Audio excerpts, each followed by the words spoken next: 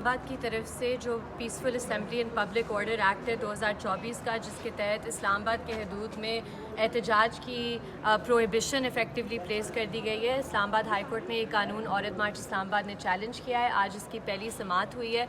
हमने इसकी कॉन्स्टिट्यूशनैलिटी को चैलेंज किया हुआ है कि ये आर्टिकल 16 की लैंग्वेज के, उसकी इंटेंट के बिल्कुल बरक्स है। सेक्शन 4(6) जो है इस एक्ट का एक ब्लैंकेट प्रोहिबिशन असम्बलीज़ पर डालता है डिस्ट्रिक्ट मैजिस्ट्रेट की इजाज़त के बगैर।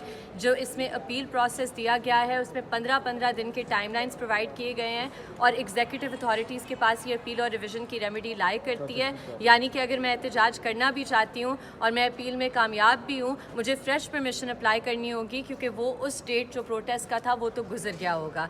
हमने ये बात भी रेज़ की कि जो आइनी हकूक़ हैं, राइट टू प्रोटेस्ट, और इसके अलावा उन पे सिर्फ रीज़नेबल रिस्ट्रिक्शंस इम्पोज़ की जा सकती है। और वो रीज़नेबिलिटी की असेसमेंट हम किस तरह करेंगे? जो सुप्रीम कोर्ट और कॉन्स्टिट्यूशनल कोर्ट्स की जजमेंट्स हैं जो कहती हैं नंबर 1 कि आप आइन में तरामीम नहीं ला सकते ऑर्डिनरी लेजिस्लेशन के ज़रिए, जो कि ये करने की कोशिश करें इस कानून के थ्रू। नंबर 2 कि आर्टिकल 141 और 142 आइन के कहते हैं कि पार्लियामान सिर्फ उन चीज़ों पर लेजिस्लेट कर सकता है सब्जेक्ट टू द कॉन्स्टिट्यूशन, यानी कि आइनी हकूक़ जो दिए गए हैं आइन में, उनको पामाल करते हुए कोई कानून साजी नहीं हो सकती।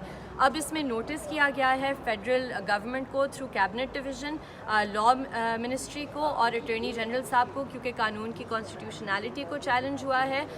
हमें उम्मीद है कि इस इशू को सीरियसली लिया जाएगा, क्योंकि इस तरह नहीं हो सकता कि पूरे मुल्क में एहतजाज की इजाज़त है और सिर्फ इस्लामाबाद के हदूद में आप इस्लामाबाद के शहरियों को कह रहे हैं कि हर एहतजाज के लिए आपको डिस्ट्रिक्ट मैजिस्ट्रेट से पहले इजाज़त लेनी होगी, और अगर आप नहीं लेते और आप एहतजाज करते हैं 3 साल कैद, फिर से एहतजाज करते हैं 10 साल कैद। इन इफ़ेक्ट उन्होंने ये राइट टू प्रोटेस्ट को क्रिमिनलाइज कर दिया है। इस वक्त पार्लियामेंट कानून साजी कर रही है और अदलिया के हुक्म को भी नहीं माना जा रहा, तो आने वाले दिनों में मुकन्ना और अदलिया आमने सामने आपको नज़र आ रही हैं कि अदलिया के फैसलों को भी इम्प्लीमेंटेशन नहीं हो रही। देखें, ये बात आई बिलीव कल एक टीवी टॉक शो पे भी हुई थी, जहां सलमान अकरम राजा साहब ने कहा था कि आइन क्लियरली कहता है कि सुप्रीम कोर्ट के जो फैसले हैं उनको एग्जीक्यूटिव अथॉरिटीज़ की ज़िम्मेदारी है उन्हें इम्प्लीमेंट करना।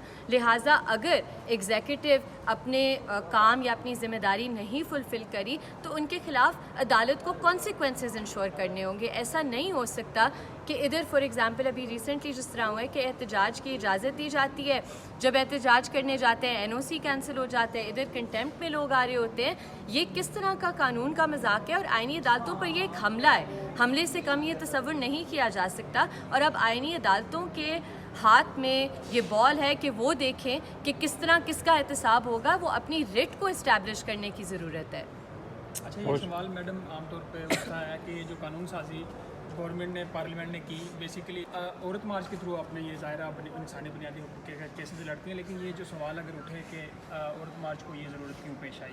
देखिए, औरत मार्च सिर्फ औरत मार्च नहीं करता, औरत मार्च प्रोटेस्ट भी करता है, इमरजेंसी प्रोटेस्ट भी करता है। अगर कोई गैंग रेप के जिस तरह इधर वाक़यात F9 पार्क में हुए हैं, कोई और इस तरह का क्राइम होता है, इवन के ऑर्डिनरी जो सिटीजन्स हैं ये इनके हकूक़ के लिए आए हुए हैं इस अदालत में। पब्लिक इंटरेस्ट लिटिगेशन है। मसलन कोई गरीब बंदा अगर पेट्रोल प्राइस में हाइक हो जाए तो वो लोग इकट्ठे होकर अब एहतजाज नहीं कर सकते। 48 आवर्स का मिनिमम एक टाइम लिमिट इम्पोज किया गया है। तो मैं तो समझती हूँ कि ये औरत मार्च की बहुत बड़ी कॉन्ट्रीब्यूशन है राइट टू असम्बली के, कि उन्होंने ये कदम उठाया और वो इस अदालत में आई है इस कानून को चैलेंज करते हुए। नए चीफ जस्टिस की तैनाती जो है उसके ऊपर भी शकूक व शुबहात हैं। हुकूमत जो है वो नोटिफिकेशन नहीं कर रही। आप इस सिलसिले को कैसे देखती हैं? देखिए, मैं इसी तरह देखती हूँ कि हमारा इस वक्त जो आइनी अदालतों पर और जो सुप्रीम कोर्ट पर एक हमला हो रहा है, ये जो आइनी तरामीम की भी बात की जा रही है, ये क्यों ला रहे हैं? आप देखें उसमें क्या कंटेंट है। नंबर 1 वो कह रहे हैं कि हब्से भेजा की वो दरखास्तों को हाई कोर्ट्स में किल करना चाह रहे हैं एक तरफ से, क्योंकि आप कह रहे हैं कि अगर नेशनल सिक्योरिटी का इशू हो या रिलेटेड टू आर्म्ड फोर्सेस हो तो ये कोर्ट्स कुछ भी नहीं कर सकती। मतलब है आपको प्रेशर फील हुआ है उन अगवाकारों को कि आइनी अदालतें इस इशू को, जबरी गुमशुदगियों को सीरियसली ले रही है। मज़ीद इसके आप कह रहे हैं कि जी एक फ़ेडरल कॉन्स्टिट्यूशनल कोर्ट बनना चाहिए।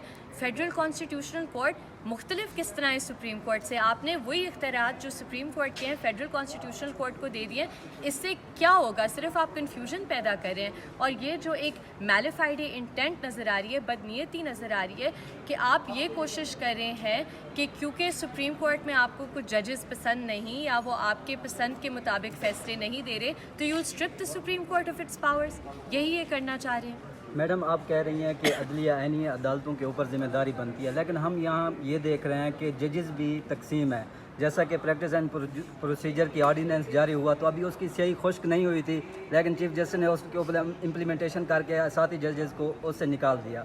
तो जब जजेस भी मुत्तफिक नहीं होंगे तो कैसे अदालतें फिर अपने फैसले को इम्प्लीमेंटेशन कराएंगे? देखें, मैं सिर्फ इतना इस बात पे कहूँगी कि अदलिया में जो बैठे हुए हैं उन्हें मुत्तहद होने का वक्त है। उन्हें टूल्स नहीं बनना चाहिए सिक्योरिटी इस्टेब्लिशमेंट के लिए, उनके इस्तेमाल में नहीं आना चाहिए, क्योंकि ये जो हमले हमारी आइन और आइनी अदालतों पे किए जा रहे हैं ये हमारे बहैसियत सिटीज़न्स, हमारे बुनियादी इंसानी हकूक़ मुतासर होते हैं इससे। लिहाजा उन्हें अपनी जो ओथ्स हैं उन्हें अच्छी तरह पढ़ना चाहिए और उन ओथ्स के मुताबिक फ़ंक्शन करना चाहिए।